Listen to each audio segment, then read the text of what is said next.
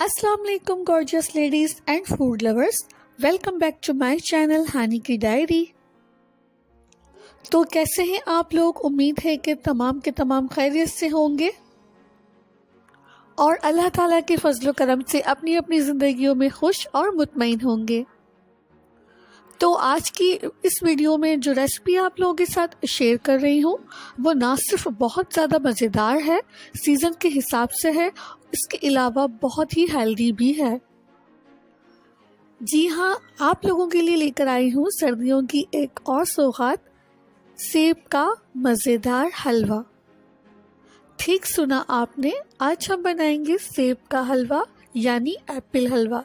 तो हलवे तो आपने बहुत खाए होंगे, लेकिन एप्पल का हलवा एक बार ज़रूर ट्राई करिएगा। ये पूरे वर्ल्ड में बहुत ज़्यादा पसंद किया जाता है, बस इसे बनाने की तरकीब थोड़ी थोड़ी मुख्तलिफ होती है।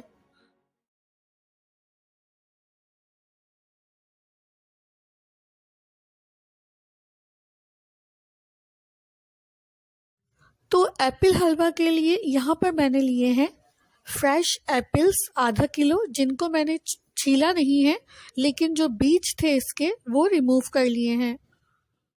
इसके अलावा आपको एक बाउल लेना है और इस तरह का कोई भी आप ग्रेटर यानी कद्दूकश ले लीजिए और फिर इस तरह से एप्पल के चार चार पीसेस करके आप उनको अच्छी तरह से कद्दूकश कर लीजिए।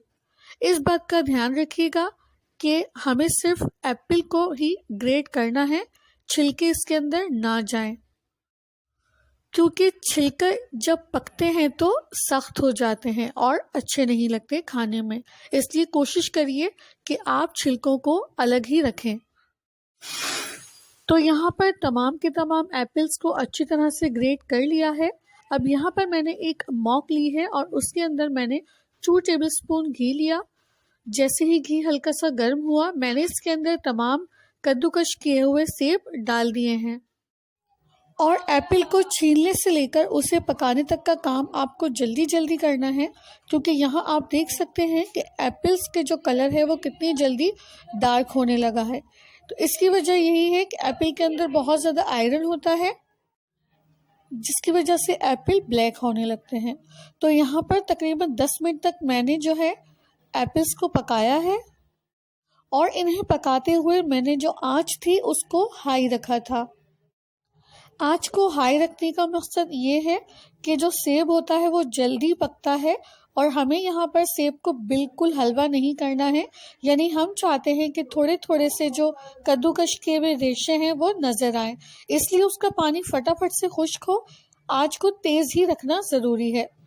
तो यहाँ पर पानी तकरीबन खुश्क हो गया है, तो मैंने ऐड कर दी है इसके अंदर 3 टेबलस्पून चीनी और हाफ टी स्पून इलायची का पाउडर, और साथ ही मैं इसके अंदर शामिल कर दूंगी एक दालचीनी का टुकड़ा।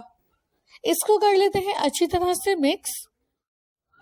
तो चीनी डालते ही इसके अंदर एक अच्छी सी शाइन आने लगेगी और हलवा का जो पकने का प्रोसेस है वो भी रुक जाएगा, जिसकी वजह से हमारा जो एप्पल का हलवा है उसका टेक्सचर बहुत अच्छा आता है।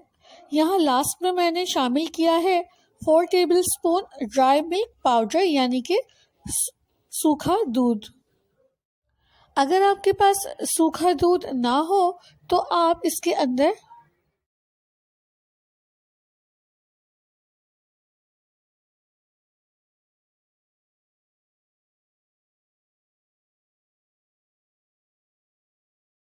खोया भी शामिल कर सकते हैं और आपको खोया भी 4 टेबलस्पून ही ऐड करना होगा।